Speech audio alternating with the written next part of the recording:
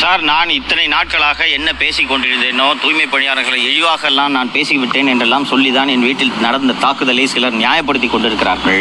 1500 துப்புரவு தொழிலாளர்கள், நேற்று நானும் அவர்களிடம் பேசினேன், 1500 துப்புரவு தொழிலாளர்கள் 20 ஆண்டுகளுக்கு மேல் தற்காலிக பணியாளர்களாக இருக்கிறார்கள். 6000 8000 சம்பளத்துக்கு வேலை செஞ்சுட்டு இருந்தவர்களுக்கு இப்போதுதான் ஒரு 3 ஆண்டுகளாக 20,000 அவர்களது ஊதியம் உயர்த்தப்பட்டிருக்கிறது.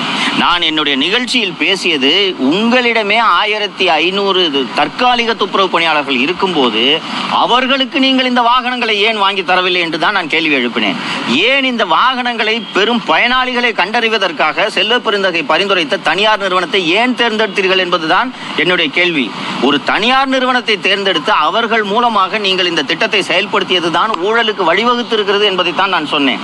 அந்த துப்புரவு தொழிலாளர்கள் என்ன கேள்வி எழுப்புறாங்க? தற்காலிக பணியாளராக நாங்கள் 1500 பேர் இத்தனை வருஷமா வேலை செஞ்சுட்டு இருக்கோம், நீ எனக்கு ஏன் வண்டி கொடுக்கல என்று கேட்கிறார்கள். அதில் ஒருவரிடம் பேசும்போது அவர் என்ன தெரிவித்தார் என்றால், நாங்கள் போய் சார் எங்களுக்கு வண்டி கொடுங்கன்னு கேட்கும்போது அதெல்லாம் முன்னாடி அப்ளை பண்ணிருக்கோம், முடிஞ்சு போச்சு, உங்களுக்கு கிடையாது. அவர்கள் இன்னும் சாக்கடையில் இறங்கி அவர்கள் சுத்தம் செய்து கொண்டிருக்கிறார்கள். அவர்களுக்கு கொடுக்காம சென்னை உயர்நீதிமன்றத்தில் வழக்கறிஞராக இருக்கிறவர்களாம் நீங்கள் வாகனங்களுக்கு கொடுத்தால் இது ஊழல் அல்லாமல் வேறு என்ன என்பதை நான் தொடர்ந்து பேசிக் கொண்டிருந்தேன். நேற்று துப்புரவு தொழிலாளர்கள் நடத்திய போராட்டத்தில் பேசியவர்கள் நான் சொன்ன குற்றச்சாட்டுகளை உறுதிப்படுத்தி இருக்கிறார்கள் என்பதை நீங்களே பார்க்க முடியும்.